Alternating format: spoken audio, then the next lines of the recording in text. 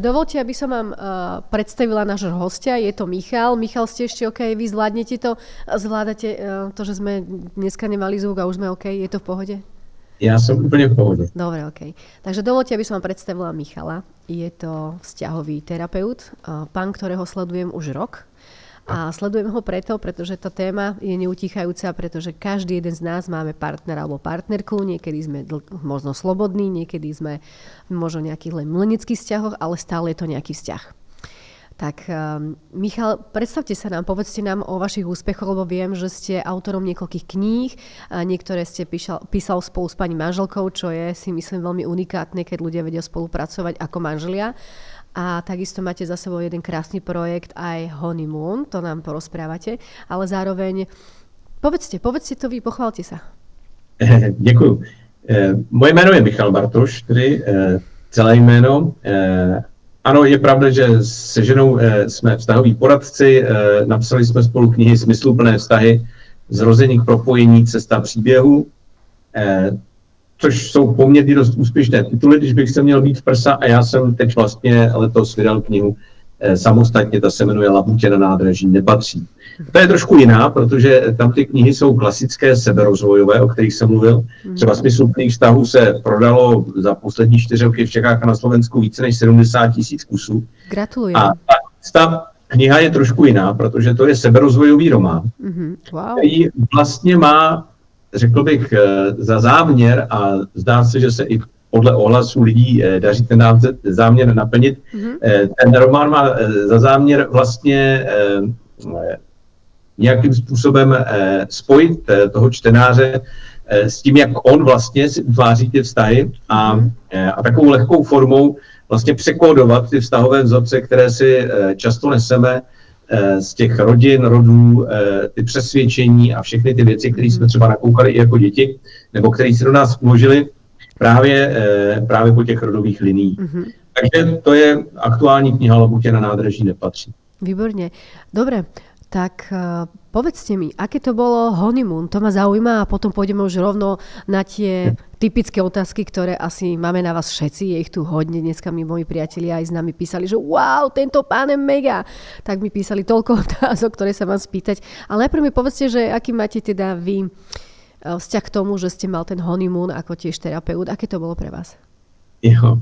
Honeymoon Líbánky k nepřežití, to je vlastně projekt televize Prima, který běží a už je za polovinu, je to vlastně vztahová reality show, která se natáčela 5 týdnů na Filipínách. My jsme tam byli přizvaní s ženou jako vztahoví poradci, takže jsme nějakým způsobem spolupracovali při castingu a pak jsme na místě samotným byli jako možnost pro účastníky, kteří kdyby cítili tu potřebu, tak nás mohli zavolat a my jsme nějakým způsobem mohli jim pomoct řešit ty věci, které oni tam vlastně řešili, protože ona jako reality show je to trošku netypický oproti těm běžným formátům, protože tady jednak byli spolu sami celý měsíc na jednom místě.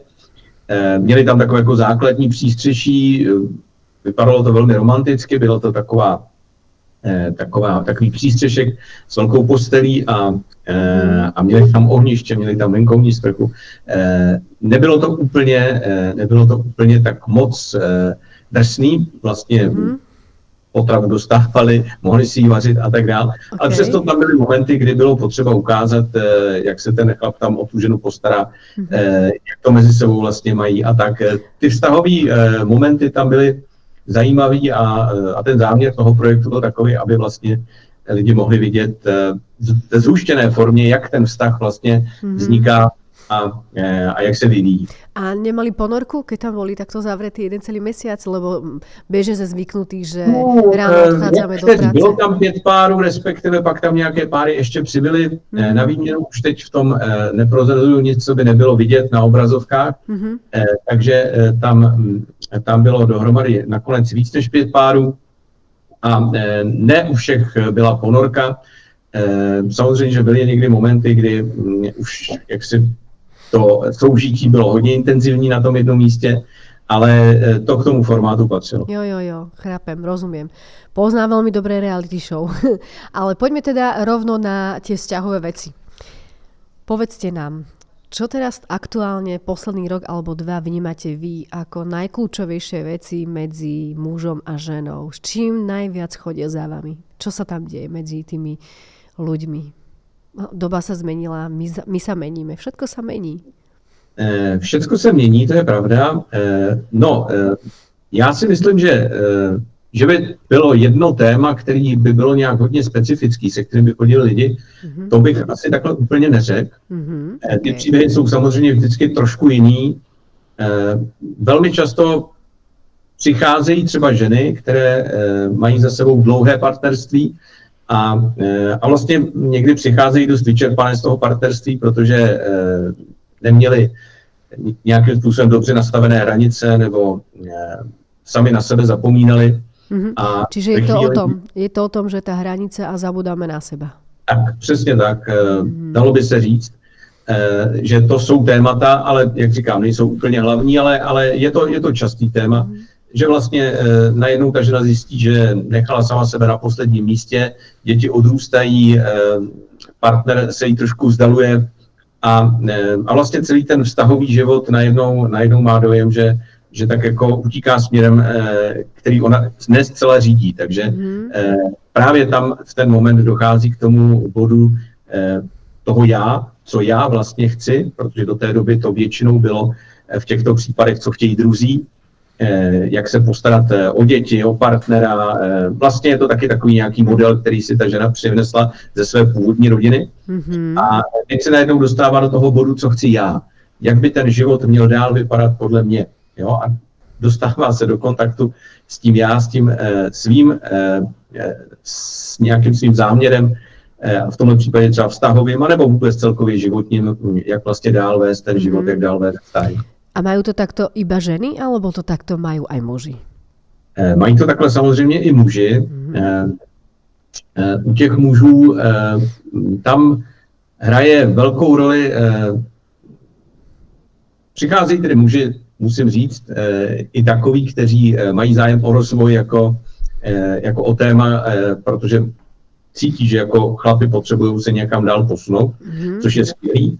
A pak přichází skupina mužů, kteří třeba právě ze strany partnerky cítí určitý tlak, nebo někteří už tam mají trochu ty přivřené dveře, kdy po nějakých, řeknu, poměrně dlouhých obdobích, až letech, kdy partnerka vysílala určitý signály a nějakým způsobem upozorňovala, co všechno by ráda viděla jinak, nebo jak to vlastně vedou, nevedou, tak muž tak jako odpojeně, někdy dost pasivně ty informace nechával probíhat kolem sebe nebo přes sebe a pak v jeden okamžik ta žena už se zbouřila, řekla konec, takhle už to dál opravdu nejde a v ten moment přicházejí tihle muži. V tenhle moment přichází chlapi s tím, že co teda dál, protože pokud už to opravdu vypadá vážně a leckdy ta žena mluví už o rozvodu, o rozchodu a o tom, že už dál prostě není cesta společná, tak v ten moment ten muž začne vnímat, cítit. Až vtedy, keď príde nejaká bolesť. Neříkám, že se to týká všech, ale jsou typy mužů, kteří chodí právě s tímto tenhle životní moment. Áno, mám na vás teda otázku. Keďže žena rozpráva mužovi, čo jej nevyhovuje, čo ju trápi, alebo čo jej vadí, je to výčitka, alebo je to pomenovanie tej ženy toho, čo je dôležité, aby sa riešilo? A ako keby sa to neposúvalo, že to není dôležité, čo tá žena hovorí. Ako to teda je?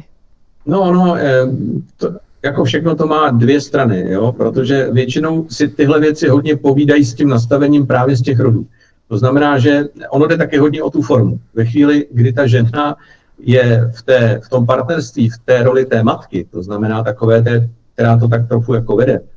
A ten muž je tedy v roli toho syna, to znamená ten, který je trochu pasivnější, nebo tak jako čeká, co vlastně z té ženy vyjde, tak v tomhle módu tam je ta domluva velmi těžká, protože ona vlastně pořád, jak hraje tu matku, tak k tomu muži vysílá signály a on, tak jak byl zvyklý u své matky doma, tak vlastně má pocit, že je to takový šum, který jenom tak jako probíhá kolem, že tohle prostě k ženě patří, takhle se žena chová, ta nespokojenost, ten způsob toho, jak ta žena jedná, mluví a tak dále. A vlastně v ten moment mu to vůbec nepřipadá jako zajímavý. Vlastně čiže je to pre něho normálne. Pre něho je to normálne. Něco dělo, protože na to byl zvyklý u té matky a vlastně ta jeho partnerka jenom tak jako převzala tu štafetu, trošku možná v jiném odstínu, ale vlastně v tom pokračuje. A velmi často se stává, že právě protože tam je ten muž v tom modelu toho syna, že si neuvědomuje, že ta žena vedle není jeho matkou, že je to jeho partnerkou, nebo on to samozřejmě ví na té vědomé úrovni, ale ten vnitřní program je tam takový, že vlastně to nevnímá a má dojem, že ta nejbližší žena vedle něj je prostě nespokojená, to, že k ní patří.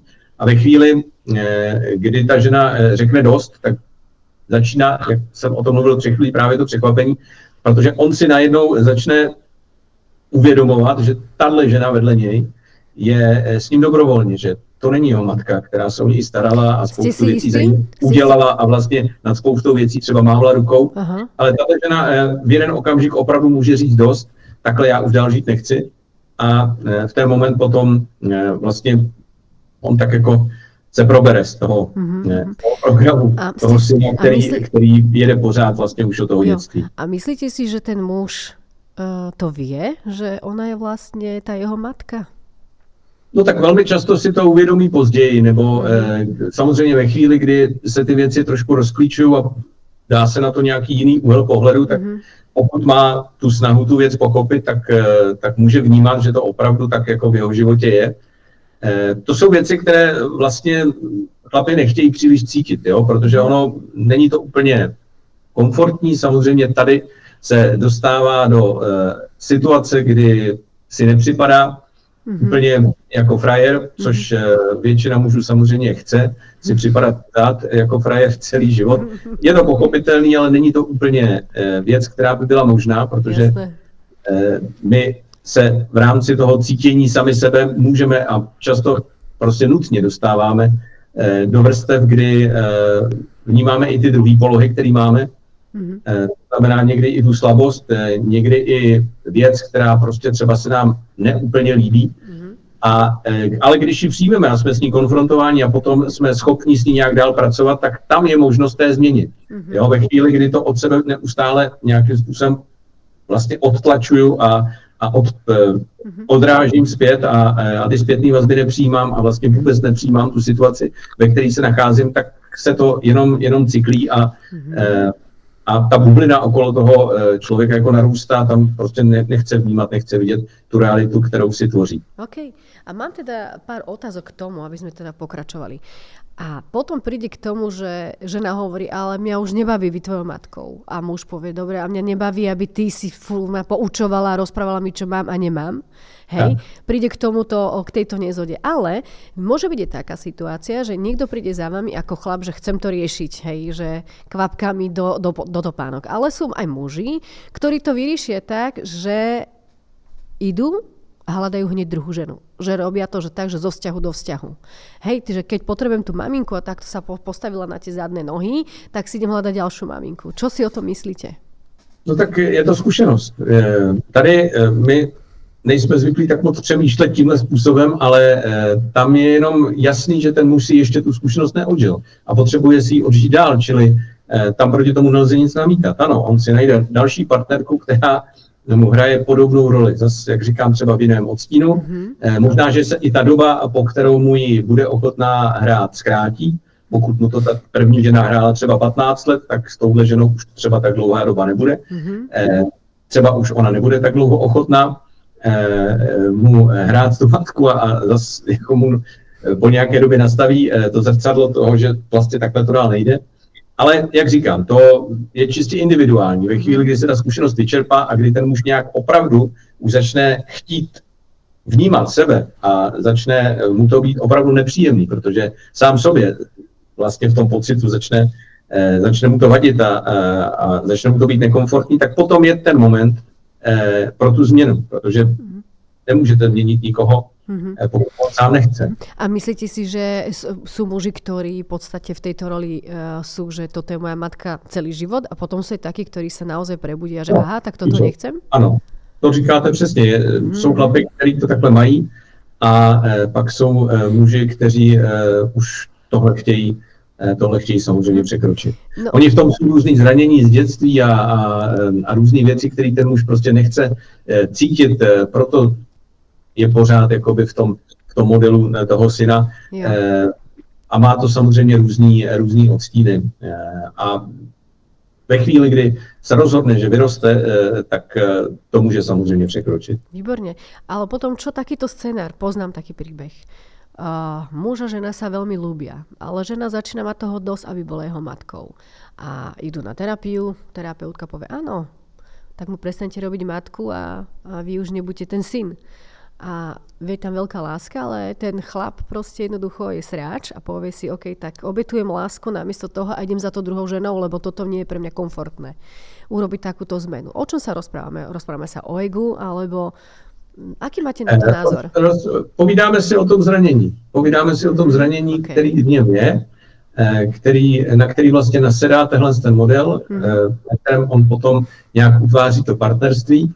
A v tomhle tom on potom chce pokračovat, protože není ochoten cítit třeba v sobě tu vrstvu právě toho svého zranění, ve kterém by mohl ty věci otočit. Jo? Takže, jak jsem říkal před chvílí, pokračuje dál v nějakém vlastně tomhle tom směru s jinou partnerkou.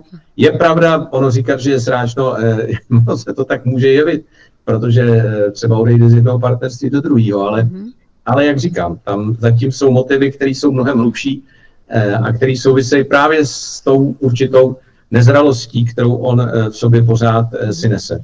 A je to zároveň zpětná vazba i pro tu ženu. Proč ona utváří partnerství s takhle nezralým mužem? Jo? Co zase jí k tomu vede? Jaké jsou její vzorce, které si sebou nese, proč ona má jako vlastně taky ten zájem utvářet partnerství s tímto chlapem, protože jinak by si ho do života nepřitáhla, jinak by s tím to partnerství neutvářala. Jo, takže čo by ste doporučil takémuto vzťahu, keď teraz to niekto pozerá a hovorí si, no tak niečo podobné sa deje u nás. A ono asi obidvaja je dôležité, aby chceli rovnako. A to je asi prvý krok.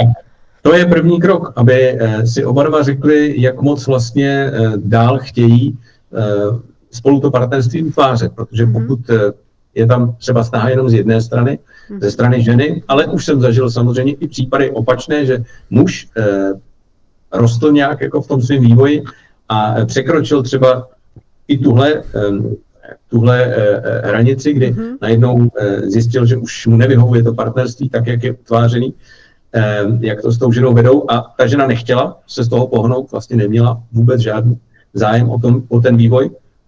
Takže ať už jedna nebo druhá strana to blokují nebo nechtějí, tak s tím nic neuděláte. Ve chvíli, kdy obě dvě strany si řeknou, že by rádi to svý partnerství posunuli, že jsou ochotní víc z těch svých bublin a podívat se na to i na věci, které třeba jim nejsou zrovna příjemné a tak potom samozřejmě ta cesta je a to partnerství může potom být zase kvalitativně někde dál, protože projdou spolu právě tu cestu, která může vést k nějakému dalšímu hlubšímu propojení v jejich vztahu.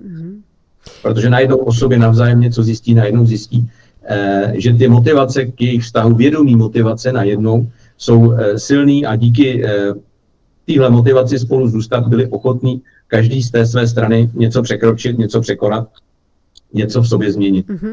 Pak samozřejmě může být jako velmi propojující na ještě hlubších úrovních v tom partnerství.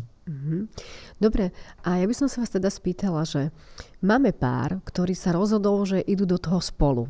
Akým spôsobom potom s nimi pracujete? Lebo jedna vec je tá teoretická časť a druhá potom, že tá samotná premena, tá transformácia. Ako to prebieha s vami? Ako to je u vás? Ako to riešite vy? U mě je to tak, že já pracuju se ženou, pracuju s mužem a pak pracuju s oběma dohromady, protože každý si nese z té své primárně rodiny nějaký vzorce, každý si nese nějaké přesvědčení a ty je potřeba nějakým způsobem prozkoumat.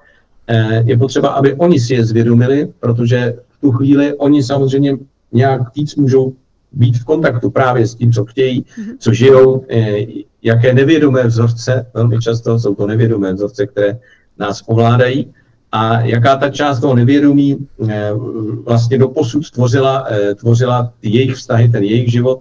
A teď najednou mají třeba příležitost tady to nevědomí poodsunout a vnést do toho trochu vědomí. To znamená začít se vnímat, začít cítit, začít vidět, co vlastně si z té původní rodiny vzali a pod jakými přesvědčeními, vzorci a tak dále ty vztahy doposud utvářely a jak to ve skutečnosti dál chtějí oni sami. A to je zase zpátky k tomu, já se vracím, to je velice důležitý moment, aby člověk začal vnímat to svoje já a začal jednat z toho já, to znamená z toho, jak on to cítí a co on v životě chce. Mám otázku, ale je taká veľmi, je to silná otázka, lebo asi už vieme všetci na ňu odpoveď, ale predsa pýtajme sa špecialistu. Je to pár, jeden z nich sa naozaj posúva a žiada toho druhého, prosím, poď so mnou, pretože to, ako to je teraz, nie je to dobre nadstavené, máme každý iné hodnoty, strácame sa, prestávame si rozumieť, náš vzťah je už len možno o nejakej sexualite, ale skôr sa pohádame, ako niečo spolu vyriešime. A tá druhá strana ale hovorí stále nie. Keď je to takto ale dlhodobo a toho druhého človeka to ale ťahá dole, ako teda z tohto von, pretože poznám hodne veľa ľudí okolo seba, ktorí takto práve teraz žijú. Čo s tým? Samozřejmě z mých zkušeností se velmi dlouho dává ta šance stále dokola, protože ten krok z toho partnerství bývá náročný, složitý. Zase je tam spousta věcí, a přesvědčení, které třeba i brání té jedné straně víc toho, ale jak už jsem říkal před chvíli, ve chvíli, kdy opravdu dojdete na nějakou hranu zkušenosti, že už takhle dál v životě nechcete žít a ten partner se nechce pohnout, tak tam už opravdu nezbývá nic, než z toho partnerství prostě vyjít ven a říct, já tady už dál nevidím pro sebe cestu, pokud to ten člověk takhle cítí a vnímá, tak prostě to tak je. Dobre, a čo žena, ktorá si uvedomuje, že častokrát sa jej opakuje, že sa vráti takýto typ muža, nejaký manipulátor, narcista, alebo dajme tomu to dieťa, že ako keby v tej roli matky.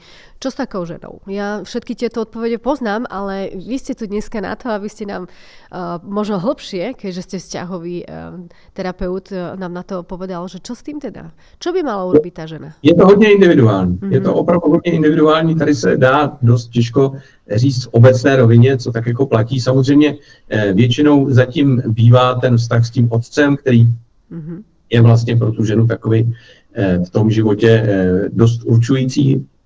A to dokonce i když třeba žila v rodině, kde ten otec byl tak jako nepřítomen, nebo i třeba fyzicky nepřítomen, nebo po nějakou část dětství jenom přítomen. Přesto si k němu nějaký vztah tvořila, měla a tak dále. To znamená, že tady je možný prozkoumat tuhle věc a někdy to tak bývá, že ty ženy třeba se skrz ty vztahy snaží neustále napravovat vlastně podvědomě ten vztah s otcem. Jo? Ve chvíli, kdy prostě si žena opakovaně přitahuje do života muže, kteří se k ní chovají způsobem odtažitým nebo jsou chladní a tak dále, to je jedno. Může v tom být třeba i tohle. Zažil jsem to vícekrát, že vlastně žena přes ten vztah s tím mužem se vlastně podvědomě dětsky stále snaží napravit ten vztah s tím otcem, který vlastně se v nějaké úrovni choval k ní podobně, nenavázal s ní emoční vztah v dětství a určitým způsobem vlastně ona v tom potom pokračuje s těmi dalšími muži a stále se snaží jakoby napravit ten vztah s tím tátou. Někdy, a to je zase druhá věc, ta žena naopak má velmi vysoko postavenou laťku, to znamená, taky už jsem zažil několik žen, které měly toho otce jako vzor, jako vlastně nedostižný vzor, kdy táta byl nejlepší na světě, tam byl zase ten dětský pohled na toho otce hodně formovaný ještě tím dětským pohledem i v dospělosti. Ten otec samozřejmě nebyl dokonalý muž, ale ta žena ho tak vnímala a nikdo ho vlastně nemohl přeskočit. Žádný jiný muž nemohl takovéhle dokonalosti dosáhnout. To znamená, že tam byl zase ten vzor muže, který vlastně neexistuje. Jo? Takový ten naprosto nedostižný chlap a ta žena se potom potýkala s tím, že v životě potkává samý blbce. Nebo aspoň tak to vnímala. Že prostě nikdo jí nebyl dost. Jo, tomu rozumiem. Ale ja mám možno takú otázku, neviem, či ste sa s tým niekedy stretol. Čo závislosť? Lebo existuje aj sexuálna závislosť, závislosť na partnerovi. Máte s týmto skúsenosti? No, zase je otázka, je to čistě individuální závislost. Ano, jsou lidi, kteří jsou závislí na partnerovi a tady už se zase dostáváme do toho, proč to tak vlastně je. Zase to nasedá často na nějaké zranění z dětství, na to, jakým způsobem třeba ten muž nebo ta žena si utvářeli vztah se svými rodiči. Ta závislost tam velmi často potom pokračuje. Je to závislost na partnerovi, na přijetí od partnera, který se jí třeba nedostává té ženě, ale přesto ona dost jako závislostně i často v ponižujících podmínkách tam vlastně trpí, protože tam pořád čeká to ocenění. Souvisí to zase s vnímáním sebe, svojí vlastní hodnoty, toho svého já, toho, kdo jsem, kým jsem, co tady jako na světě vlastně nesu do toho společenství, co tady nesu sama sobě a tak dále. To jsou potom témata, které je potřeba otevřít. V tomhle případě to může být třeba téma sebehodnoty a té sebelásky toho, jakým způsobem vnímám sebe. Protože od toho se konec konců odvíjí všechny naše vztahy. Ten základ je ve vztahu k sobě. Oni nám ty partneři, ale nejenom partneři, ale i ostatní lidi, který potkáváme v životě, v podstatě vždycky zrcadlí ty naše části, který k sobě přijímáme, nepřijímáme, jak máme nastavené hranice, nebo nemáme, jakým způsobem sebe vnímáme, svoji hodnotu, kam až jsme ochotní zajít a tak dále. To prostě v těch vztazích potom krásně vidíme. Budem mať na vás otázočku, poprosila ma o ňu moja priateľka. Čo s tým, už sme sa dneska o tom bavili, aj sme načrtli práve túto tému, že žena jednoducho odišla mentálne z toho vzťahu. Ako sem tam ešte nejaká sexualita je, povie, že to je z povinností, ale teraz sa viac sústredí proste na tú prácu, ktorá ju náplňa a jednoducho cíti, že sa už dusí v tom vzťahu. Je to manželský vzťah, kde majú deti. Kde tam nastala chyba? Vravil ste, že je to o tom, že na základe zranení si sebe priťahuje aj toho partnera. To znamená, že tá žena začala liečiť samu seba, chápať tomu, kde je ona, tak potom vlastne koho je to problém? Je to jej problém, je to ich vzťahový problém, alebo je to problém toho muža? No, víte, to je jako hledání viníka, jo? Ono to nemá viníka. My jsme tak jako zvyklí hledat neustále ty viníky a někde, kdo je jako zatím stojí, ale to je prostě život, to je zkušenost. My jsme tady na tom světě, abychom prožívali zkušenosti a aby jsme se samozřejmě posouvali, vyvíjeli. Někdo to dělá vědomě, v jeden okamžik si řekne, já už prostě chci ten život vést nějakým směrem. Někdo to dělá nevědomě a má pocit, že tak jako vesmír všechno zařídí, nebo já nevím kdo. A tak jako pluje v tom životě.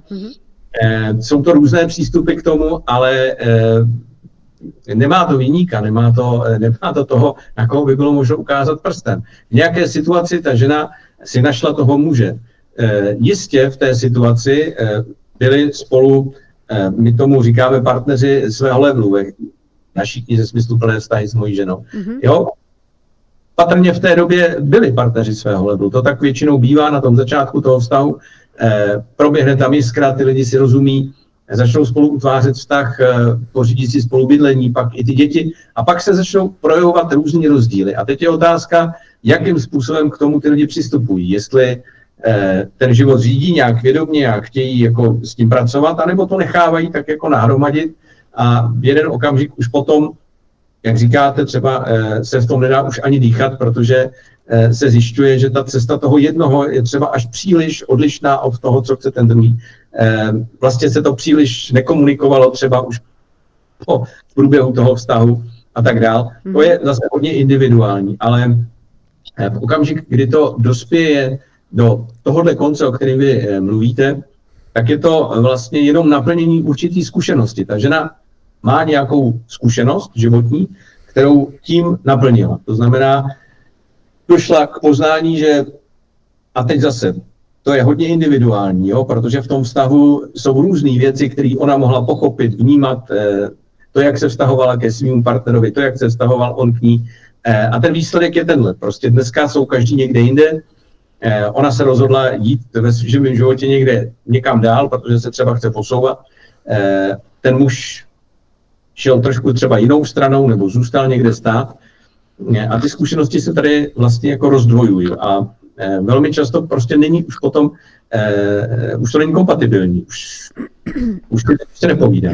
No áno. Ale není nikem ani jeden, ani druhý. Prostě ano, v jeden okamžik určitě mohli, nebo v průběhu toho vztahu určitě byly momenty, ve kterých měli příležitost oba dva to řešit.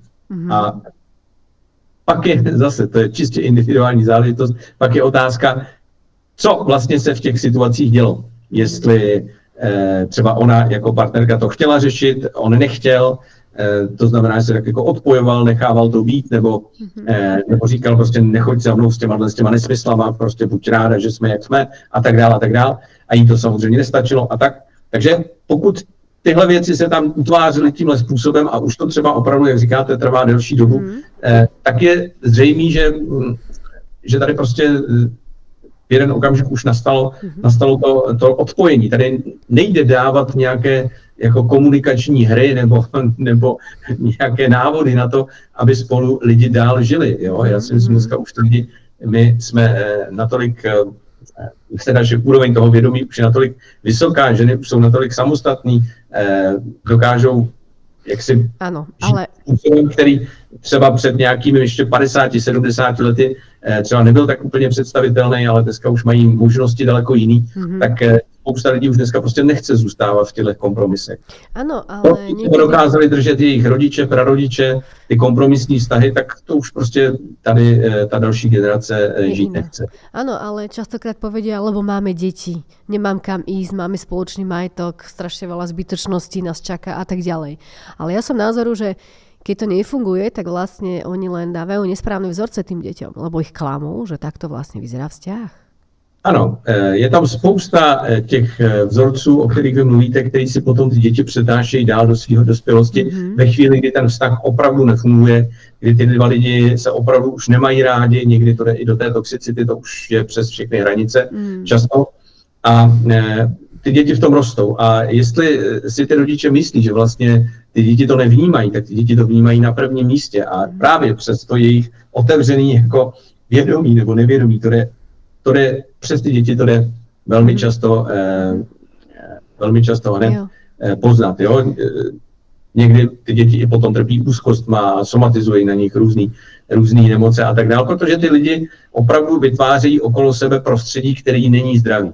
To mluvím třeba už o nějakých toxických jako projevech těch konců partnerství, ale obecně, pokud to opravdu nefunguje, víte, ke mně chodí ty dospělí, kteří byli taky dětmi.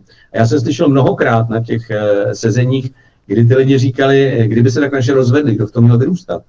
Jo, protože ty děti to už dneska dospělí moc dobře vnímali od svých 12, 13, někteří dřív, 10 let, že prostě mezi těma rodičema to nefungovalo. Naprosto jasně a velmi přehledně to popisují lidi, kterým je dneska 30 a víc, tak tu situaci vnímali jako děti s odstupem let, vnímají samozřejmě ještě daleko přehledněji a rozhodně se nedá říct, že by to byli lidi, kteří by oceňovali, že jejich rodiče na sílu spolu zůstali. Zase, je to případ od případu. Prepáčte, ja sa preto pozerám sem, tak dvakrát som zabehla okom, lebo naozaj ľudia nám sem aj písali nejaké aj k tomu dotazy. Takže ak máte nejakú otázku, kľudne, vidím, že ste tu hodne písali, len keby som to teraz všetko čítala, tak ak máte nejakú otázku, kľudne ju práve teraz môžete napísať a Peťko by nám ju dal von, lebo je ich tu hodne. Aj píšu, že ako to bolo. Ale ja by som sa zatiaľ spýtala takú inú otázku. Čo muž alebo žena, ktorý má dva vzťahy a nevie sa rozhodnúť. Najprv by som sa spýtala, čo si myslíte, prečo dovolil, aby to prišlo až sem, tá žena alebo ten muž, lebo to sa nám niekedy stane, teda nehovorím o sebe, ale vnímam to v okolí, že hodnekrát hľadajú s nejakým druhým človekom niečo, čo nedostanú doma. Hej, ale potom v konečnom dôsledku tento trojuholník ubližuje všetkým. Keď sa to žena dozmie, tak ju to bude boleť. Ten muž má náročnú situáciu, aj tá druhá partnerka tiež čaká. Takže aký máte na to názor? Že prečo sa to vlastne môže stať a potom prečo to ľudia takto udržiavajú? No, z mých zkušeností, ono je to takové to rozdvojení i v tom člověku. Jo? On utváří dva vztahy na dvou frontách, ale to ukazuje na nějaké rozdvojení i v něm. Dost často jsou to právě ta rodová přesvědčení, nevědomá. Jako třeba to, že utvářet jako lásku, partnerství a mít k tomu jako plnohodnotný sexuální vztah není možné. To je jeden typ jako přesvědčení, který tady v minulosti byl, kdy muži vlastně měli doma manželku, ale ta manželka vlastně zabezpečovala chod té domácnosti, měla děti, ale za těma ženama na to povyražení se chodilo jinam a to bylo napříč jako sociálníma vrstvama 150 let naspátky a tak nedělejme si iluze. Prostě to tak fungovalo obecně. A tohle se nějakým způsobem zapisuje samozřejmě i dál. To znamená, že ten člověk potom v sobě může mít takovéhle přesvědčení, že vlastně partnerství a ten sex, jakože se to v té jedné podobě nedá takhle úplně plnohodnotně žít. Takže to žije tak jako odděleně. Jo? Což je, jak říkám, jeden z těch třeba nevědomých programů, který v sobě můžeme mít. No a je jasné, že ve chvíli, kdy potom ta situace jak se vejde v patrnost, tak to není příjemný ani pro jednoho a velmi často to končí tím partnerstvím, to znamená, že tady přichází na řadu nějaký typ zkušenosti, že tímhle způsobem se opravdu vztahy utvářet nedají. Ono je to jednoduché, protože si řeknete, to přece každý ví, ale víte, ta síla těch našich jako podvědomých programů je někdy tak velká, že i když to v té hlavě víte, tak není nad tu zkušenost, protože potom ve chvíli, kdy se do té situace dostanou ti lidi, tak teprve tehdy pochopí, že to prostě takhle opravdu těžko funguje. A pro někoho je to vlastně i způsob života, někdo to v rámci ani jednoho nebo dvou, třech partnerství vlastně s tím pokračuje dál. Je to takový jako jeho způsob žití, bych řekl. Toho partnerství. Mám na vás teda otázočku. Mám kamaráta, ktorý sa mi zdôveril, že 10 rokov makal, tvoril biznis, dal do toho naozaj celú svoju dušu, hlavu.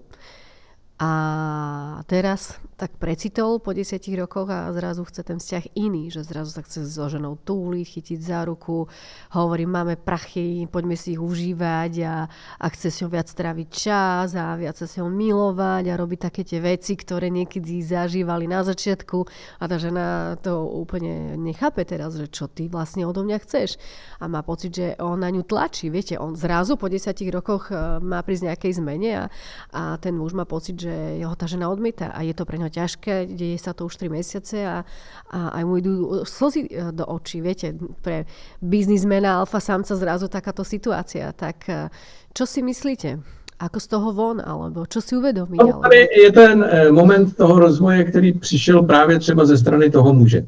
Protože ona ho ta žena patrně podobným způsobem odmítala už předtím, akorát, že on to neviděl, protože byli v nějaké takové rovině, kdy jemu to zase až tak třeba nevadilo, to nebylo tak zřejmé. Ale ve chvíli, kdy on najednou chce víc, protože si naplnil nějakou svoji potřebu v nějakým svým jiným životní oblasti, jako třeba v té práci, a najednou zjistil, že už tohle jenom nenaplňuje a chce nějakým způsobem fungovat hloubš a kvalitněji třeba i na poli vztahu, tak teprve v ten moment může poznat, koho vedle sebe vlastně má, jestli ta jeho žena o tuhle hlubší intimitu a propojení stojí.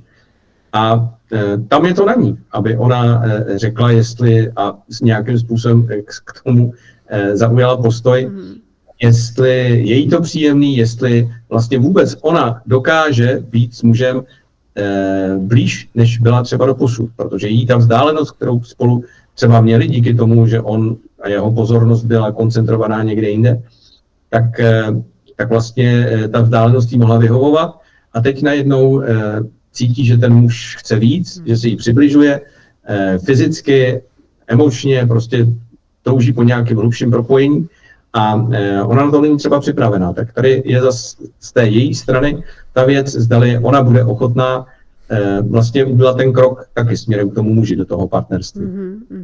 Áno, spomenul aj také, že hej, že tá žena aj vyronila slzu a povedala, že teraz aspoň vieš, aké to bolo celých 10 rokov pre mňa. Ano, to je sice jako určitě zajímavý a dobrý, ale je potom otázka, proč ona vlastně jako v tenhle moment nechce jít k němu blíž. A to už je hodně jako, tady je hodně individuální. Možno ju to naučil, aby ona na těch 10 rokov takto bola? A viete, to tak...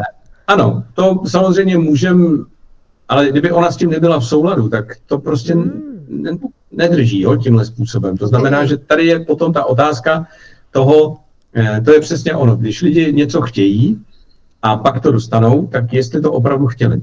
Jo? Protože pokud ona by opravdu toužila potom, aby ten partner se proměnil a přišel k ní nějak blíž, v takové chvíli, kdy se dostane, byť po 10 letech, by mohla jak si tuhle věc začít vnímat pozitivně. Okay. A pak je otázka, jestli to opravdu chtěla. Jo? Protože jsou věci, o kterých v hlavě říkáme, že po nich toužíme, chceme je, ale oni se třeba v životě tak moc nedějí a to je dost nápadný, protože to znamená, že někde jinde si bráníme. Pak se někdy stane, že se ty věci třeba i začnou dít a pak teprve můžeme vejít do toho kontaktu s tím, jestli jsme to takhle opravdu chtěli. I když jsou to zdánlivě pozitivní věci, jako v tomhle případě, že vlastně najednou by tady mohlo být nějaké víc naplňující partnerství. Tak tady je teď na té ženě, aby prozkoumala, jestli to opravdu chtěla a jestli jí to opravdu vyhovuje. Pravda. Mm-hmm. Hej, práve som vedela, že ešte by som k tomu mohla niečo dodať, ale povedala som si, že nie, lebo chcem rešpektovať aj ako keby to tabu toho pána. Ale navrhla som mu... Tady, jak si něčí konkrétní příběh rozebírat a ještě takhle zprostředkovaně, takže jo, chápu. Hej. Ale... Len som povedala, že poď sa dneska pripojiť, že možno tam dostaneš svoje odpovede, tak to je super. Dobre, a mám teraz ale inú otázku. Máte skúsenosti aj s tým, že za vami prídu muži alebo ženy, že nemajú šťastie v tých vzťahoch alebo sú dlhodobo sami? Ano, je to pravda, to se občas děje a to souvisí s tím, co jsem řekl před chvílí, kdy my něco v té hlavě chceme a přejeme si strašně moc, aby se to stalo a může to být třeba to partnerství, ale potom na druhé straně je ta situace, že třeba ta žena už je 10 let sama a nemůže toho partnera najít, anebo nachází takové ty, o kterých říká, že jsou to jenom blbci. Takže tam většinou bývá nějaká jako komplikace trošku hloubš, jo? Že prostě to my, jak znovu opakuju, v té hlavě něco chceme, ale tady v tom našem podvědomí si něčím bráníme, něčím, co nevidíme, nevnímáme, nechceme. Někdy jsou to ty vztahy s těma rodičema, někdy jsou to naše starší zkušenosti, kde jsme si třeba řekli, že už ne, nebo jsme se k něčemu rozhodli a ono to v nás zůstává. Jo? Tam je potřeba opravdu jít individuálně a hloubš po tom, co ten člověk má za sebou. A chodia za vami aj takí ľudia, že vzťah sa ukončil, nemusíme povedať, či muž alebo žena, neverou. A ak áno, koľko času alebo aké procesy ten človek potreboval na to, aby sa z toho vyliečil? Keď hovoríme o nejakom dlhodobejšom vzťahu. Jestli myslíte, že vztah skončil nevěrou, jakože úplně skončil, tak potom je to otázka hledání té důvěry, no, protože ano, máte pravdu, že pro mnoho lidí to je, nebo pro dost lidí je to zážitek, který je otřese a kdy vlastně potom těžko hledají dál důvěru v těch partnerstvích. Je potřeba se nějakým způsobem v ten okamžik rozhodnout, co vlastně jako v životě chci a zase nějak začít se víc cítit, hlouběji cítit a jak si i na rovinu přiznat, že kde jsem třeba já sám sobě byl nevěrný, jo? Když jsem měl vedle sebe takového partnera, tak jsem i já třeba někde slevil z nějakého svého standardu, přestal jsem být věrný nějaké své zásadě nebo nějakým, prostě udělal jsem kompromis. A díky tomu kompromisu jsem potom třeba utvářel partnerství s takovýmhle člověkem, kterým to skončilo tímhle způsobem. Čili tam zase je dobré vnímat, že je to zrcadlo, ten vztah. Toho, co mám v sobě. A zase, není to vina, není to o tom, že já bych dělal něco špatně, nebo jo, aby lidi měli pocit, že je to nějaká chyba, jo. I tenhle způsob uvažování vlastně je dost komplikovaný, protože my jsme na ty chyby tak strašně učení od dětství, od toho školského systému, kdy vlastně, že ten způsob té výuky, toho zkoušení a tak dále, to všechno jede jenom přes ty správně nebo chyba, jo. Ty chyby my máme v tom systému tak strašně zažraný, že potom, když se něco děje, a je to zkušenost, která se nás nějak jako víc osobně dotýká, tak najednou automaticky začínáme mít ten pocit té chyby. A to je velmi komplikovaný, protože přes tohle to samozřejmě se málo kdo chce, s tímhle se tedy málo kdo chce konfrontovat. Chytá nás tam hned pocit nějaké viny a sebeobviňování a já to měl udělat jinak a tak dále. Ne. Tyhle věci jsou velmi cennou zkušeností pro naše životy. Nebyla to chyba, nebyla to ničí vina, nebyla to moje vina. Udělal jsem to tak, jak jsem to v tu chvíli cítil, vnímal, neměl jsem tu zkušenost. Jo? Když někdo udělá v partnerství nějaký kompromis a pak má vedle sebe partnera, který třeba to s ním skončí tímhle způsobem, to znamená s tou jeho nevěrou, je to velmi cenná zkušenost. Kdyby to ten člověk věděl, kdyby ten člověk to v sobě měl očištěno, tuhle zkušenost, tak by to neudělal. Rozumím? Ano. A máte aj také vzťahy? Pardon? Poďte. Pardon, som vám skočila do reči, som nevedela, bo niekedy mi to takto, že mám pocit, že ja ste skončil. Ale spýtam sa, dobre, a určite ste mali niekedy aj takú skúsenosť, že pár, bola tam nejaká nevera a ustáli to. Čo by ste teda doporučil takémuto páru, že na čo sa majú sústrediť? Napríklad ja to teraz mám niekde viacej takých známych v okolí, že čo by ste im poradil? Na čo sa majú sústrediť? Čo majú urobiť, keď napríklad majú sa fakt rádi a chcú zostať spolu, len vedia, že toto bola nejaká veľká skúška? Určitě bych doporučil o tom mluvit. To znamená rozebrat to zcela na rovinu, o tom mluvit. A potom v nějaký okamžik už přestat, rozhodně to nevytahovat, pokud se oba dva opravdu rozhodnou, že tuhle věc nějakým způsobem berou jako součást jejich dalšího společného života, tak rozhodně nedoporučuji se k ní vracet v nějakých vyhrocenějších okamžicích, při nějakých hádkách nebo při nějaké výměně názoru, aby ta jedna strana potom začala tu druhou stranu obvinovat. Jo? To v ten moment prostě není fér, protože vy jste se oba dva rozhodli, že to vezmete, zahrnete, zaintegrujete do těch svých životů, do toho svého partnerského života, prostě tohle se stalo. Tahle věc proběhla, měla nějaký význam, měla nějaký smysl, minimálně v tom, že jste si spoustu věcí třeba na tom uvědomili, že vás to třeba i zblížilo a jdete v tom dál, čili pak už bych se k tomu zejména v těchto z těch okamžicích nevracel, jo? Aby tam pořád nebyl ten jeden v pozici toho viníka, který je za něco zodpovědný a kdykoliv se to na něj může vytáhnout. To nefunguje. Mám k tomu teda dve otázky. Tá prvá, môže to byť niekedy tá nevera vlastne aj to, čo tomu vzťahu pomôže sa posunúť o level vyššie? Někdy ano, někdy to tak bývá. A ako máte skúsenosť? A nemůžu říct, že by to tak byl zase, jo? Jasné, to není obecný princip. Jsou lidi, kteří se přes nevěru prostě nedokážou překlenout. Jo? Začal jsem lidi, kteří prostě měli tenhle zážitek ve svém partnerství a to partnerství dál pokračovalo a už to bylo třeba 10 let od toho okamžiku a ta partnerka nebo ten partner třeba, to byly různý typy situací, se přesto ani po těch 10 letech nedokázali překlenout. A pořád se to nějakým způsobem objevovalo v tom partnerství. To samozřejmě je potom velice komplikovaná situace. Jo. A potom mám ešte otázku k tomu, že ak tomu príde a hovorili ste, že nech sa o tom teda rozprávajú. A čo si myslíte, koľko času potrebuje ten človek, ktorý vlastne bol ranený, že také niečo sa stalo, na to, aby si to vypovedali a vlastne čo potrebuje potom od toho partnera, okrem uistenia? Koľko času vlastne je potrebné na to, aby to spoločne preliečili? No, zase to je čistě individuální záležitost, jak jsem říkal před chvílí. Někomu se to nepovede vůbec. A někdo se přesto dokáže překlenout poměrně rychle. je to hodně individuální, ale pokud je tam ta společná partnerská linka, pokud to vede oba dva, a to je nepřenosná zkušenost, kterou tady můžeme jenom tak jako říct, jo, ale v tom prožitku, v tom pocitu, pokud oba dva vnímají, že to vede nějaké další společné cestě, tak potom si myslím, že i tato věc může být docela relativně rychlá. Ale musí oba dva cítit, že to sehrálo nějakou poměrně významnou roli v jejich společném dalším životě. Tu mám potom takú jednu informáciu, že čo sa stane, keď jeden z tých partnerov už nemá záujem o sexualitu? Čo s tým, alebo prečo to môže prísť? Zase, to je dost individuální. Dneska se to týká nejenom mužů, nebo nejenom žen, ale i mužů.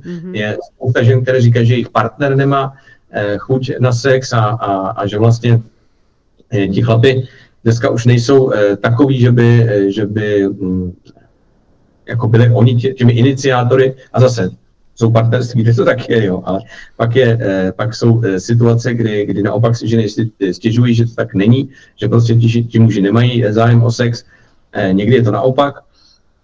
Je to čistě individuální, proč bychom tomu s ženou věnovali asi 4 hodiny na 2 webinářích o přitažlivosti, touze a jiskře ve vztahu. Ty webináře, nebo ten dvojwebinář je vlastně pořád jako k dispozici u nás na stránkách. Tam opravdu je to hluboký a poměrně to široký téma, protože se to hodně týká právě té přitažlivosti v tom vztahu.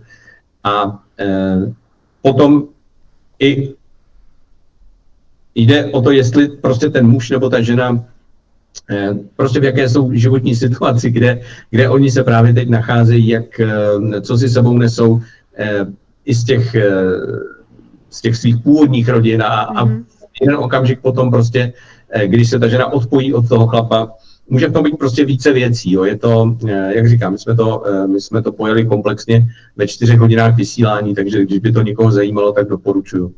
OK, dobre, ale teraz poďme na úplne inú tému. Je to veľmi zaujímavé a pre mňa fascinujúce, že práve manželský pár takto verejne je ako keby takým vzťahovým pomocníkom pre ostatné páry. Tak ako je to možné? Ako sa vám to podarilo? Ako to vzniklo, táto vaša spolupráca s vašou manželkou, že to robíte spolu? To sú unikátne veci. Veľa ľudí aj párov, aj žien, aj mužov si to niekedy praje vedieť takto tvoriť a byť tak naladení na seba a vytvárať to na tých spoločných hodnotách. No, my jsme se poznali s mojí ženou po předchozích partnerstvích. My jsme měli předchozí partnerství, které nám nevyšly, a pak jsme se poznali. A samozřejmě už jsme my sami věděli, co v životě partnerství chceme. Oba dva jsme si naprosto nezávisle na sobě, protože jsme se v té době neznali, řekli, že už nechceme dělat kompromisy v partnerství, to, o čem jsem před chvilkou mluvil. A když jsme se oba dva proto rozhodli, protože už nechceme ty kompromisní vztahy a že chceme žít to partnerství s někým, kdo to má stejně, v tom základu, samozřejmě, že vždycky, a je to i naprosto v pořádku, ty lidi přicházejí s různými jako věcmi do toho partnerství a navzájem se tak jako inspirují a jiskří to mezi nimi a tak dále. To je naprosto v pohodě, ale v tom základu to mezi nimi musí ladit, tam musí být, jak říkala jste, ty hodnoty nějak jako společné. Takže když jsme se k tomuhle rozhodli, tak jsme se potom poznali. No. Potkali jsme se a vlastně jsme zjistili, že nás baví i ta spolupráce. Dali jsme k němu smysluplné vztahy a pak zrození k propojení, cestu příběhu. Dělali jsme nějaký spolu online programy, právě zrození k propojení je i online program, a kde provázíme lidi po té jejich cestě vztahové. A potom vlastně, já jsem teď napsal knihu Labutě na nádraží nepatří, kterou jsem napsal sám. A právě v té spolupráci jsme zjistili, že nás to baví, naplňuje a zároveň i posouvá, protože my taky zažíváme různý procesy. To som sa chcela spýtať, že či aj vy si prežívate rôznymi procesmi a že či potom si spomeniete na tie vaše vlastne slova, že ktoré vám sa spätne vrácajú, že veď, ono to môže byť takto. Určitě, protože samozřejmě my jsme taky přišli s nějakými otisky ze svých původních rodin A ano, máme tu možnost, že to nějakým způsobem zkoumáme, takže na to víc vidíme, ale je to něco, co nás při té společné činnosti nás prostě ta práce společně baví. Ja vnímam napríklad takú jednu vec, ktorú vnímam veľmi silno, a to je, že ľudia sú uponáhlaní a sú vo výkone, ale potom sú v tom istom stereotype, ktorý ich potom neskôr ako keby vytvorí v tom vzťahu melanchóliu, prestávajú sa starať, ten vzťah nejak mechanicky funguje, ľudia prežívajú, nežijú. Čiže toto, že stereotyp a výkon, toto sú dve veci, ktoré vnímam, že to z môjho pohľadu to je kaziteľ vzťahov. Neviem, ako to máte vy. Lebo určite ste niekedy mali na terapii aj to, keď sa žena sťažovala, že ten muž veľa pracuje, ale niekedy sa aj muži sťažujú, že tie ženy to preháňajú. Potom ženy sa sťažujú, že všetko na nich, pritom si to vytvoráme same. Hej, potom tí muži nepomáhajú v tej domácnosti, ale naučení tak sú a ona v tom pokračovala, takže mení to. No, ale ten výkon na ten stereotyp je podľa mňa najväčší zábiek vzťahov. Aký máte na to názor vy? No a to jsou právě zase ty různý programy naše podvědomí, které nás vedou do těchto z těch typů jednání, protože my máme různé oblasti života. Jedna oblast života je třeba ta práce, ve které jsme my schopni fungovat na základě nějakých principů. Tam jsme dokonce schopni velmi rychle i ty principy měnit a velmi rychle se vyvíjet. Jo? Já jsem se více jak 20 let věnoval vztahům firemním, kdy jsme dělali různé týmové akce a vlastně dělali i vztahy ve firmách, zabývali jsme se vztahy ve firmách s mojí firmou. Tak jsem vlastně tenkrát viděl, že ty lidi v té práci jsou schopní opravdu se velmi rychle posouvat. A vycházet z různých stereotypů, mají že v sobě určitý typ ambice, chtějí růst a tak dál. A samozřejmě se jim to daří, pokud tam mají tu energii takhle koncentrovanou. Ale to velmi často znamená, že mají tu energii životní, protože ona je v podstatě jedna, že jo? Ale těch oblastí života je víc. Takže mají tu životní energii koncentrovanou do té jedné životní oblasti, dominantně, třeba do té práce.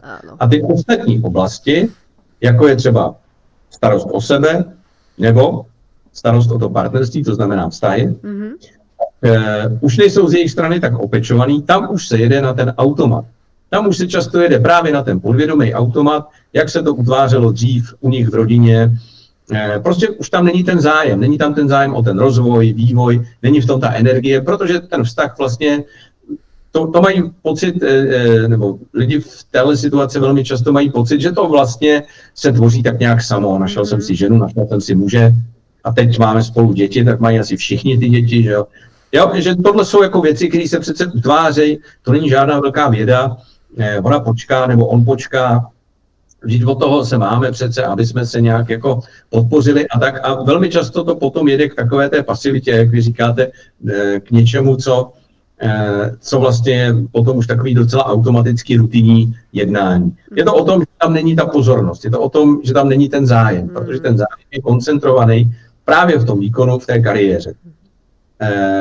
Ono je dobrý hledat tu rovnováhu, to znamená vnímat, že tak, jak to funguje v té práci, ten vývoj, rozvoj, to, co já chci, protože tam právě velmi často zapínáme to já, co já chci, kam se chci posunout, co je pro mě dobrý. Cítíme tam velmi často velmi dobře i ty hranice. Jo? Jsou lidi, kteří velmi dobře v práci si nastavují hranice a jejich kolegové by je doma nepoznali, protože doma je to úplně něco jiného. Okay. Tam se jde úplně jiných pravidel než v té práci. Zažil jsem tak i spoustu manažerů nebo manažerek, které byly velmi, velmi ostré v té práci, ale doma to vypadalo úplně jinak. Čili tam zase se jelo podle nějakých automatů, jak ta žena to měla, nebo její předchýně to měly a tak. A to je někdy až velmi jako vlastně velmi zajímavá situace, kdy ten člověk je takhle rozdvojený, protože v té práci to je nějaké a v té domácnosti úplně jiné. Takže se blížím k tomu, že chci říct, že je potřeba si uvědomit, že v tom vztahu to vlastně funguje velmi podobně, na velmi podobných principech. I tam je to, co já chci, kam to chci posouvat, jakou tam mám vizi v tom vztahu. Je tam určitý vývoj nebo možnost určitého vývoje. Je tam potřeba koncentrovat i tu pozornost, energii, vnímat, že se to samo nebude utvářet, jo? Že ten vztah není nějaká třetí entita, která tady jako je mezi námi a on to za nás tak jako pěkně udělá, máme ten hezký vztah a tak, ten nesmysl. Prostě ten vztah je takovej, jako jsou lidi, kteří ho tvoří. A to znamená, že ve chvíli, kdy se sejdou večer dva doma vyhaslí, kteří jsou vyšťavení z té své práce, tak nemůžou čekat, že rozžehnou nějakou jiskru, protože prostě jsou oba dva opravdu vyčerpaní, vyšťavení, a to ještě v lepším případě ve chvíli, kdy je ta práce baví. Ve chvíli, kdy přijdou v této situaci domů a schudli v situaci, že ta práce nebaví a frustruje, tak to opravdu už nevytvoříte vůbec nic doma. Jo? Ale horší scenár je, keď jeden príde domov stále hotový a ten jeden stále čaká. Kedy si môže zobrať tú pozornosť, no? To je naozaj veľmi náročné. Ano, pak jsou ty situace, kdy jak si jeden by třeba rád v tom vztahu zažíval nějaký vývoj a ten druhý právě je v té situaci, kdy tu pozornost a tu koncentraci a tu energii má soustředěnou třeba právě jenom do té pracovní oblasti nebo do jiné oblasti, než je ten vztah. Já si myslím, je potřeba o tom zase mluvit v tom vztahu, nějakým způsobem komunikovat, ventilovat to, co vlastně mě vyhovuje, co já chci, jak já si představuju ten vztah, jak já si představuju fungování v tom vztahu, aby ten partner věděl, na čem je, po čem vlastne tá druhá polovina touží. Ja si myslím, že je fajn povedať, keď partnerovi dobre, tak teraz niečo rozbiehaš, dávam ti priestor a čas, ale dohodnime sa, že kedy sa vrátiš späť, lebo aj vzťah máme, nielen tú prácu. Veľakrát sa stane, že niekto otvorí biznis, hej, muži alebo ženy, a potom sú stále iba tam, hlavou, všetkým srdcom. Ja to chápem, že chcú niečo rozbehnúť, ale zabúdajú potom na tú druhú polovicu. Áno. Veľmi často sa s tým stretávam. Je to tak.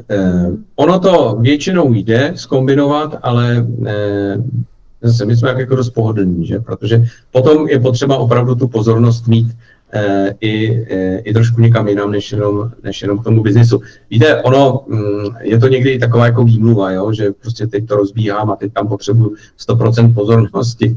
Je to vždycky jenom ukázka toho, kde mám opravdu tu prioritu. Jo? Protože ta priorita může být úplně základní v tom vztahu, protože proč rozbíhám ten biznis? Ten biznis rozbíhám proto, aby jsme měli se třeba líp, aby mohl i náš tak dobře fungovat, aby jsme měli víc možností, aby jsme si zajistili třeba lepší bydlení a tak dále, a tak dále. Ale je potřeba si začít uvědomovat, že ty motivace, proč vlastně ty věci dělám, proč do té práce chodím, co tam uspokojuju, jakou část tam jako chci uspokojit, nebo proč vlastně ty věci dělám. Jasné, chápem. No a pomaličky sa blížime ku koncu, takže budem mať na vás také 3 otázky. Prvá je, že čo by ste odporúčil ženám smer k mužom? A potom opačne, čo by ste odporúčil mužom smer k ženám? A tu tretiu až potom. Co bych doporučil ženám směrem k mužům? No, asi bych doporučil, aby toho muže opravdu zkusili vnímat, ono je to někdy těžký, ale bez těch filtrů, bez těch automatů, bez těch filtrů, které je třeba, kterými je vnímali doposud. Jo? A ako presne to myslíte? No, pokud tam právě byla třeba ta pozice té matky, o které jsme mluvili na začátku, to znamená, že vlastně na ty muže kouká ta žena trošku s despektem, trošku tak jako, že to je takový ten druh, který úplně není jistý, proč tady vlastně na tom světě je a tak dál. Tak aby naopak začala vnímat ty muže s tím respektem, protože i ona vlastně v sobě toho muže má očištěného. Měla otce, ona je vlastně napůl ženou a má v sobě i tu část z toho svého otce, to znamená i tu mužskou. I když nás samozřejmě definuje tělo, tak ženy také mají ty vlastnosti, které byly dřív připisované mužům, a to je struktura, řád, jsou schopné si věci naplánovat, dotáhnout a tak dále. To jsou věci, které jaksi byly dříve připisované jenom mužům. A přesto i ženy je dokážou, protože tuhle část v sobě mají také samozřejmě. A proto je dobrý, aby vnímala ta žena, že když se dívá s despektem na toho muže, tak se dívá s despektem i na nějakou část sama v sobě. Protože přes toho otce i ona. Carl Gustav Jung říkal, nevědomý muž v ženě, animus, nevědomá žena v muži, anima, tak on to popisoval, ty části naše, tak i ona v sobě vlastně tu část má a vlastně s určitým despektem potom kouká i sama na sebe, zase je to zrcadlo, na tu svoji část, na tu svoji v tomhle případě třeba mužskou část. A přitom ona je velmi dobrá, protože zrovna, jak jsem to říkal před chvílí, jí umožní ty věci naplánovat. Je to i ta část, kterou jí vlastně umožní se za sebe postavit, jasně si vytyčit hranice, říct dost a tak dále.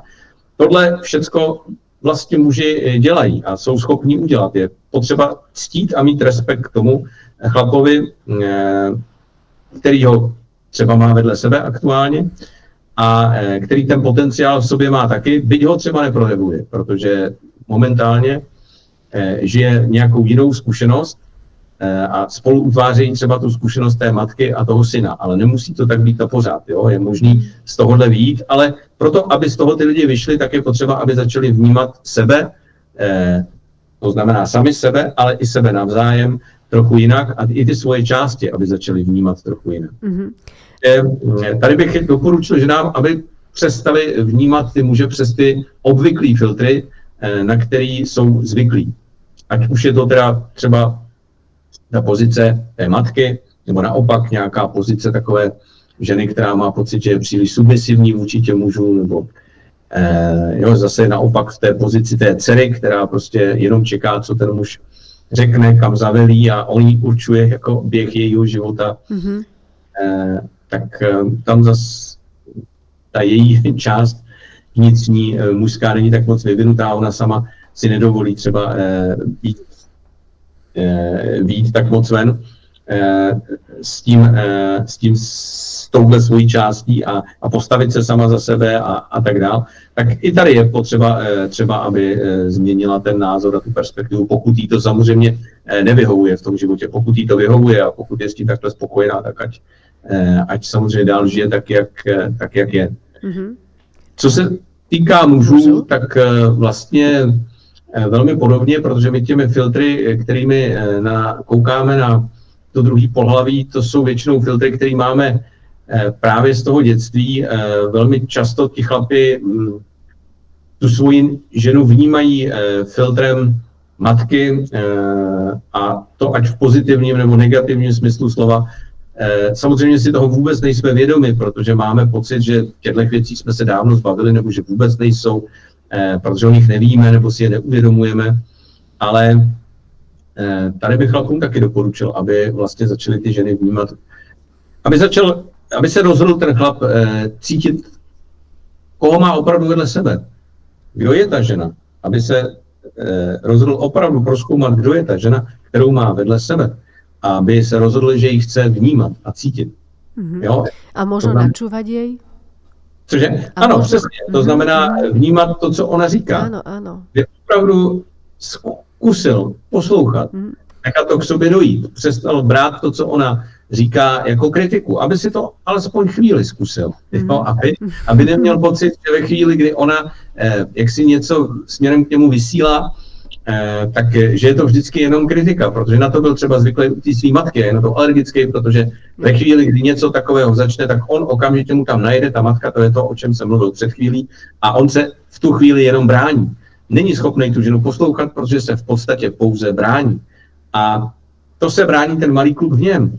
Jo? On tam v tu chvíli není schopen být jako dospělý chlap pro tu svoji ženu, aby nějakým způsobem vyslechnul, co ona vlastně má na srdci, byl tam jako ta opora, byl tam jako ta pevná jistota, která řekne, hele, takhle si myslím, že to je, takhle to není, tady, a tak prostě to nějak s ní rozebral, ale poslouchal, co ona mu říká, a ne, aby od začátku, jak jsi říkal, že to nemá vůbec cenu, nebo říkáš samý nesmysly a nebavme se o tom a tak dále, a tak dále. Ano, poznáme to.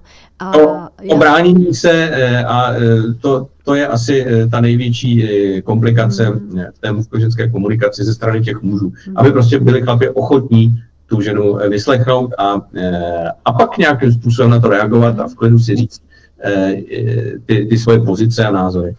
Viete, čo som si všimla, keď som rozoberala a rozoberám aj s mužmi a so ženami tieto vzťahy, tak to slovo uistenie, že ženy potrebujú naozaj uistenie. Keď im keď im ho ten muž dá a tej žene, tak tá žena sa stiahne, tak sa uvoľní. Tak toto je také, ako moja myšlienka, čo ja som si zase všimla, lebo veľa zdieľam so ženami, tak oni, že keď tak sa s nimi rozprávam, vždycky jej dám otázku, že ty asi potrebuješ od neho uistenie, že ťa miluje však. Ona, že áno, on mi to nehovorí, neukazuje, nevenuje a je to len táto jediná malá vec. Takže to je také pri tom, že toto som si všimla na tých ženách, že oni skutočne potrebujú to uistenie. Ano, a tady zase je potřeba, aby ten chlap měl koule na to si uvědomit, že může říct svojí ženě, že ji miluje. Jo? Ono to zní banálně, ale rozhodně to tak není, protože spousta chlapů tady má zase z těch starších nějakých rodových zkušeností pocit, nebo nějaký otisk, že jde na takový ten tenký led té závislosti, toho, že najednou bude jako pod pantoflák, že už nebude takový ten dresoň, ten tvrdák. Môžem sa vás pýtať? Vy ste muž. No. Že je to úplne v poriadku, keď si muž prizná, že tú ženu miluje a je to aj dá pocítiť a otvorí jej svoje srdce. Môže sa cítiť bezpečí, lebo keď ho žena miluje, tak podľa mňa... No, já jsem proto napsal tu knihu, která má podtitul O cestě, která mi otevřela srdce. Okay. Labutě na nádraží nepatří, o cestě, která mi otevřela srdce. To je právě jeden z těch momentů, je tam právě to, o čem vy mluvíte. Ano, muž tím nic nestrácí, naopak. Jo, pokud samozřejmě je schopen si to ustát, protože ve chvíli, kdy je pořád v té pozici toho nedospělého kluka, který svým způsobem bojuje o tu hodnotu tím třeba, že ty ženě nevyjádří ten svůj zájem, to, že jí miluje a tak, protože má dojem, že by tím ztrácel, že by tím ztrácel něco ze svého mužství, že by tím stával tím pod pantoflákem nebo někým, kdo je na té ženě závislý, nebo někým, kdo příliš vyjadřuje nějaké své pocity a emoce a to přece chlapi nedělají a tak. To jsou opravdu jako hodně starý rodový otisky, který možná v nějaké době měli svoji platnost a lidi před 200 lety žili jiným způsobem života a utvářeli úplně jiný typy vztahu než dneska. A možná, že tenkrát se tenhle způsob v rámci nějakého vývojové zkušenosti osvědčoval. Možná. Ale dneska žijeme v úplně jiném světě s jinými ženami, než jakou roli měli a pozici měli ženy před nějakými 120, 150 lety. A dneska ta potřeba toho hlubšího propojení v těch vztazích právě díky tomu, že máme naplněný už celou řadu dalších jiných potřeb v naší společnosti, už prostě, že to je všude elektřina, tekoucí voda, plný supermarkety, potravin a tak dále. Tady neprobíhá jako boj o život v zimě a tak. To jsou věci, které dřív lidi opravdu řešili. Takže ano, dřív nebyla takový čas na to vyjadřovat si pocity a city, protože prostě buď jste vygenerovali nějaké jídlo a měli jste zásoby na zimu, anebo ne. Ale dneska opravdu žijeme úplně jinou životní zkušenost. Je to takové to, jako že je potřeba se probrat a najednou si uvědomit, že ta zkušenost toho chlapa soudobího je úplně jiná než jeho pradědy, prapradědy a tak dále. Že dnešní muž si naopak může dovolit vyjádřit ten pocit vůči svojí ženě, protože se to, nejenom protože se to očekává, ale protože ta situace, ve které se jako nacházíme, proto je tady, jo? Aby jsme si my začali uvědomovat i my muži, aby jsme si začali uvědomovat ty svoje vztahové potřeby, ty pocitové potřeby, protože ty taky máme. A to je zase, když jsem mluvil o tom vnitřním muži v té ženě, tak tohle je zase ten otisk té matky, to znamená ten otisk té ženy v tom muži, to je ta jeho pocitová část, ta jeho pocitová složka, protože každý chlap má. Samozřejmě i ten největší tvrdák, který jako bude říkat, že ne, tak ten to má jenom uzavřený, ten to jenom nechce cítit. Ale chlapi si můžou dovolit cítit bez toho, že by ztratili svoje mužství. To samozřejmě je možné. To je velmi to je pěkné, co jsi povedal. Se dokáže velice dobře v tomhle světě orientovat. Jo. Jako člověk, který cítí, vnímá, tak zároveň vnímá a cítí třeba i ty příležitosti. To není jenom právě v tom partnerství, že vnímáte a cítíte svoji ženu, ale otevře se vám další pole možností, co vy vlastně v tom životě potom můžete hlouběji vnímat, cítit, jak se můžete líp jako v tom životě orientovat, protože už nejedete jenom přes tu mentální složku rozumovou, ale jde do toho i ten pocit, který jde přes to tělo. Vy někam přijdete a najednou vnímáte, že z té situace, z těch lidí, z toho všeho máte nějaký pocit a to vás může dovést třeba někam dál. Mňa napríklad veľmi fascinuje, páči sa mi, keď muž aj pred ostatnými ľuďmi, pred publikom dokáže povedať svojej žene, že ju má rád, že ju veľmi ľúbi a že je úžasná. Tak to si myslím, že je naozaj krásna poklona a každá dobrá žena si aj také niečo zaslúži od toho muža. Tak a vtedy napríklad a v mojich očiach títo muži rastú. Hej, že... Je to, jak říkám, chlap, který vlastně je sebevědomý a nějakým způsobem si uvědomuje i tu svoji hodnotu, tak vnímá a cítí, že tím, že vyjádří náklonnost svojí ženě, nestrácí nic na svém mužství. Jo? Opak je pravdou. Ve chvíli, kdy ten chlap se necítí být dostatečný, tak jedním z těch projevů toho je toho pocitu nedostatečnosti, jo? Je to, že není ochoten třeba vyjádřit své ženě respekt, úctu, lásku, náklonnost, říct miluji tě a tak dále. Dobre ste povedal, pocit nedostatočnosti. Je to pocit nedostatečnosti, který se o to víc samozřejmě maskuje těma různýma mačistickýma nebo jinýma projevama, který potom vedou k takovému někdy až přehnanému nebo v dnešní době často takovému tvrďáctví, který je už takovou jako karikaturou chlapa. Jo? Takový chlapy už dneska myslím si, ani v té společnosti nejsou vnímaní úplně jako ti, jako ti, jak by se sami chtěli vidět. Jo? Ten muž, který vnímá, cítí a je ochoten se postavit i za to, co vnímá a cítí, tak teprve tehdy se dá říct, že ten chlap má opravdu koule na to, aby... Pre mňa toto je muž napríklad. To, čo ste teraz povedal, to je pre mňa muž. Unesl to svoje mužství, jak ten rejstřík toho mužství je zase mnohem širší, než jenom takovýto tvrďáctví jednostranné. Áno, lebo to vnímam, že vlastne je úprimný sám k sebe a že sa nehambí za svoje city. A to je pre mňa práve, že hrdina, to je pre mňa naozaj muž. Hej, je to protože nějakým způsobem prošel tu cestu, kdy poznal ty svý části a je ochoten, jak znovu opakuju, se za to postavit a postavit se za to, kým je. A to znamená, že je cítícím člověkem, cítící bytostí. Je to prostě chlap, který krom toho, že je mužem, tak zároveň i cítí to. Není žádná ostuda. A keď vy máte takú peknú prácu, možno podľa mňa aj veľmi náročnú, nielen na slova, lebo však asi si treba niekedy dávať pozor aj, ako to poviete jednej, druhej strane. Niekedy, keď sú tam veľké zranenia, tak to vedia aj pekne otočiť a zneužiť medzi sebou a tak ďalej. Ale čo by ste teda odkázal vy párom, mužom alebo ženám, alebo tým, ktorí teraz majú pár a možno v ňom majú nejakú krízu, alebo niekto je sám a má stále pocit, že niečo nefunguje. Čo by ste odkázal ľuďom? Pretože pri tej práci ste sa určite niečo naučil, čo nám všetkým chýba. Možno to je to práve orechové, lebo niekedy jedna veta, jedno slovo nám vie veľmi veľa pomôcť. No, pokud bych to shrnul do jedné věty, to je zajímavé. Tak 3, 5, 10. To by bylo, to bych asi potřeboval to víc času, ale